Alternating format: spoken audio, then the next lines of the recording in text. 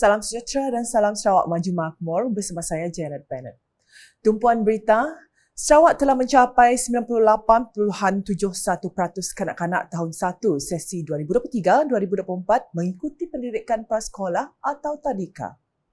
Menteri Pembangunan Wanita, Kanak-kanak dan Kesejahteraan Komuniti Sarawak, Datuk Seri Fatimah Abdullah berkata, ini merupakan satu pencapaian yang membanggakan kerana peratusan itu telah melepasi pencapaian 88.81% di peringkat kebangsaan. Menurut beliau, Sarawak akan terus meningkatkan akses kepada pendidikan awal kanak-kanak yang berkualiti dan menetapkan sasaran 100% kanak-kanak mengikuti prasekolah pada 2030 dengan kerjasama Sedidik Sdn Bhd, Jabatan Pendidikan Negeri Sarawak JPNS, Jabatan Kemajuan Masyarakat KEMAS, Jabatan Paduan dan Integrasi Nasional dan Associations for Kindergartens Operators AKO. Katanya pembentukan watak dan sasiah kanak-kanak bermula seawal usia dan pihak kementerian terus memperkasakan program sedia ada dan memperkenalkan program-program baru bagi menyamai nilai-nilai murni dalam kalangan kanak-kanak. Beliau berkata demikian selepas mempengerusikan mesyuarat Majlis Pembangunan Awal Kanak-kanak Sarawak yang pertama bagi tahun 2024 di bangunan Baitul Makmur 2 di sini pada Jumaat. Datuk Seri Fatimah menambah pada tahun 2024 pihak kementerian akan menekankan kepada pembelajaran berasaskan pengalaman di institusi pendidikan awal kanak-kanak IPAKK. Jelas beliau, kanak-kanak perlu didedahkan kepada penerokaan pengalaman melalui aktiviti luar seperti lawatan untuk mereka mempelajari situasi kehidupan sebenar. Jelas beliau lagi, dengan adanya peruntukan geran tahunan khas GTK pada tahun 2024, ia perlu digunakan sebahagiannya untuk tujuan lawatan dan aktiviti-aktiviti pembelajaran berasaskan pengalaman yang lain. Ujarnya, GTK merupakan inisiatif bagi membantu pengusaha IPAKK berdaftar meningkatkan kualiti perkhidmatan asuhan, bimbingan dan didikan awal kanak-kanak yang mana bagi tahun 2024 kerajaan telah memperuntukkan 14.0 juta ringgit untuk tujuan ini. Dalam masa sama, beliau menegaskan bahawa Kementerian Pembangunan Wanita, Kanak-kanak dan Kesejahteraan Komuniti Sarawak KPWK dan Pusat Sehenti Intervensi Awal OSEIC juga akan meneruskan usaha melatih guru, pengasuh dan ibu bapa bagi meningkatkan pengetahuan dan kemahiran dalam menangani kanak-kanak berkeperluan khas agar kanak-kanak ini dapat diasuh, dibimbing, dijaga dan dididik seperti juga kanak-kanak yang lain. Seterusnya, Jabatan Kerja Raya JKR bercadang untuk melantik pihak kontraktor ketiga bagi kerja-kerja membaiki kerosakan kecil yang dialami oleh Hospital Sri Aman yang baharu. Timbalan Menteri Kesihatan Datuk Lukanisman Awang Sauni berkata, hospital tersebut mengalami hampir 1,200 kerosakan sejak mula beroperasi Mei tahun lalu. Dan antara cadangan dan juga solutions yang kita perolehi adalah JKR dijangkakan akan melantik pihak ketiga untuk membaiki kerosakan-kerosakan yang terdapat.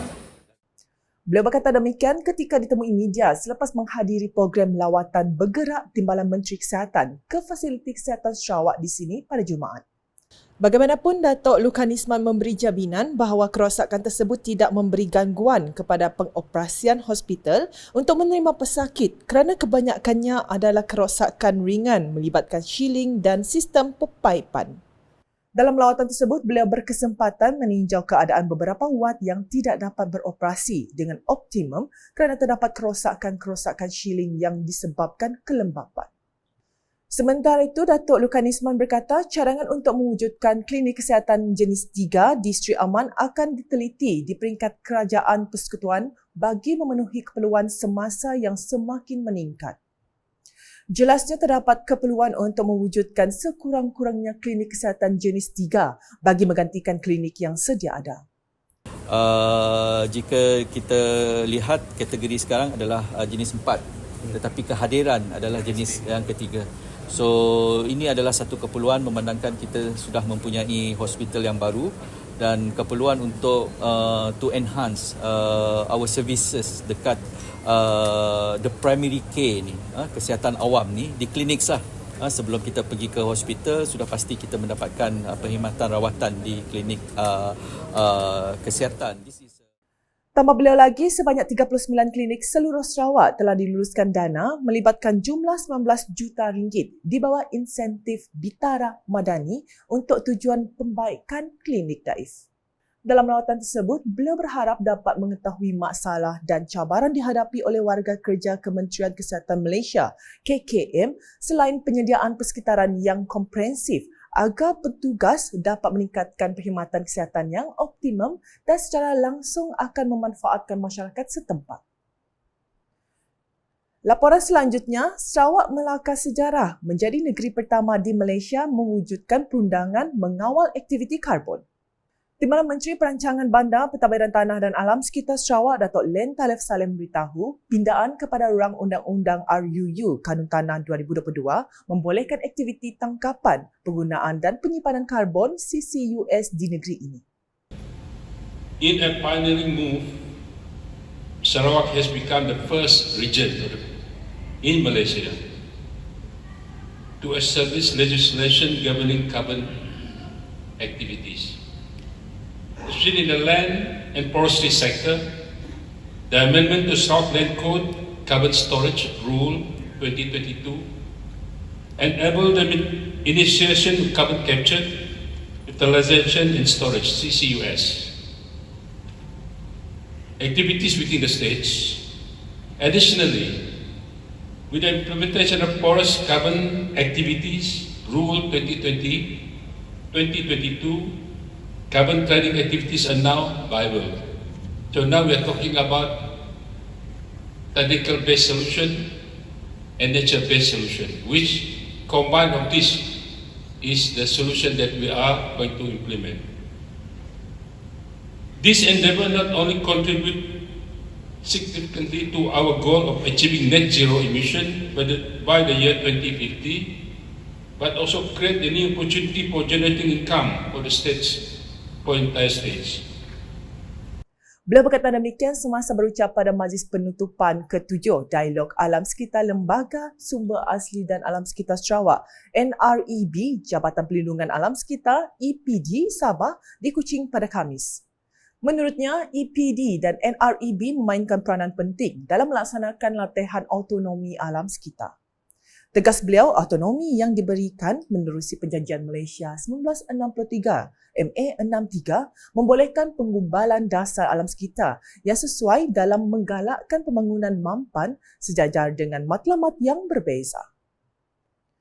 Keperkembangan di Bintulu, projek program transformasi luar bandar RTP perlu dilaksanakan mengikut keperluan rakyat, jelas Ahli Dewan Undangan Negeri Anu Tanjung Batu, Johnny Pang Leong Ni. Beliau berkata ini penting bagi memastikan projek yang dilaksanakan dapat memberi manfaat kepada masyarakat setempat. Menurutnya, beliau sendiri sentiasa turun padang bagi meninjau perkembangan dan status terkini berhubung projek RTP di kawasannya bagi memastikan tiada masalah yang timbul. Our team, sama saya, ada masalah memang saya turun tengok itu projek apa macam. Memang saya, this project whatever they draw must be fit with what the rakyat needs. This is important. Beliau berkata demikian semasa ditemui media selepas mengadakan lawatan ke tapak projek RTP di sini pada Rabu. Johnny Pang menambah pada tahun lepas beberapa projek belum dilaksanakan dan beliau memohon agar agensi-agensi lain boleh memberi kerjasama yang baik kepada pihaknya. So I hope the agency, especially BDA, they have to go faster because every year we have project for RTP and then semua yang mau laksanakan juga. Difahamkan 3 tempat yang telah dikenal pasti dan bakal dinaik taraf termasuk Tadika Hikmah, Gelanggang Bola Keranjang Kampung Asyakirin dan Masjid Darul Islam Kampung Jabai. Sedikit laporan sukan, sambutan ulang tahun Kelab Muay Thai UiTM yang ke-12 diraikan dengan cukup istimewa baru-baru ini melalui penganjuran UiTM Muay Thai Sparring Volume 1. Sebanyak 20 baut amatur membabitkan petinju Kelab Muay Thai UiTM Sarawak dan Muay Thai Pionik Meranik berlangsung dalam suasana sengit serta semangat setiakawan sesama peserta. Meskipun lebih kepada sesi sparring sesama peserta, namun program tersebut berjaya dalam misinya mencungkil bakat-bakat baru dari kalangan penuntut UiTM, menurut penasihat Kelab Muay Thai UiTM Zaidi Wasli. Malah menurut Zaidi, beberapa orang pelajar mempamer kebolehan yang dilihat mampu untuk pergi dengan lebih jauh selepas ini. Katanya sesi sparring ini juga memberi peluang kepada anak-anak Muay Kelab Muay Thai UiTM dan Muay Pionik Merane mencuba bakat dan mengeratkan silaturahim sesama mereka. Sementara itu, Presiden Persatuan Muay Thai Negeri Sarawak PMNS Jumaat Ibrahim ketika dihubungi memuji dan menyambut baik inisiatif diambil oleh Kelab Muay Thai UiTM dengan menganjurkan program tersebut. Katanya ia satu pendekatan yang sangat baik bagi mempromosi dan memberi penekanan terhadap aspek keselamatan yang perlu dititikberatkan semasa sesi sparring diadakan. Justru beliau berharap persatuan-persatuan Muay Thai lain di Sarawak turut mencontohi inisiatif pihak Kelab Muay Thai UiTM bagi memastikan setiap anak-anak Muay tahu aspek keselamatan baik semasa sparring maupun semasa pertandingan. Sekian edisi Tengah Hari bersama saya, Janet Bennett. Berita lebih lanjut boleh didapati di semua platform media sosial Lukas, termasuk portalkas.sarawak.gov.my dan Lukas Channel di YouTube. Mengakhiri buletin dengan paparan VC Premier 2030 Eco-Friendly Transport. #Saluran Informasi Rakyat, Salam Lukas. VC Premier 2030 Eco-Friendly Transport. Pengangkutan lestari merujuk kepada pelepasan karbon rendah dan sifar, cekap tenaga, medium pengangkutan yang berpatutan termasuk kenderaan bahan api elektrik dan alternatif selain bahan api domestik. Transit aliran automasi ART dijangkakan menjadi sistem transit awam pertama di dunia menggunakan bahan api berkuasa sel yang akan bergerak di atas laluan khas. ART menjadi pusat projek sistem pengangkutan Bandar Kuching KUTS yang bermula dengan fasa 1 meliputi jarak 70 km di 3 laluan, laluan biru, laluan merah dan laluan hijau di Greater Kuching. Perkhidmatan bas hidrogen dan elektrik. Bas hidrogen diperkenalkan pada 2019 manakala bas elektrik pada 2021 di dalam sistem pengangkutan awam bandar di Kuching. Bas-bas hidrogen dan elektrik ini juga alternatif hijau untuk para penumpang yang mempunyai kesedaran alam sekitar di samping memberi kemudahan kepada para penumpang harian. Stesen pengecasan kenderaan elektrik bakal dipasang di seluruh Sarawak bagi mengurangkan pelepasan karbon dan menggalakkan lebih ramai rakyat Sarawak untuk memiliki kenderaan elektrik. Setakat Ogos 2022, terdapat 20 stesen pengecasan awam di Kuching. Dengan kepimpinan Premier yang berwawasan, Sarawak akan menjadi peneraju di peringkat nasional malah ke peringkat global di dalam pelaksanaan pengangkutan mesra alam. VC Premier Sarawak Maju 2030.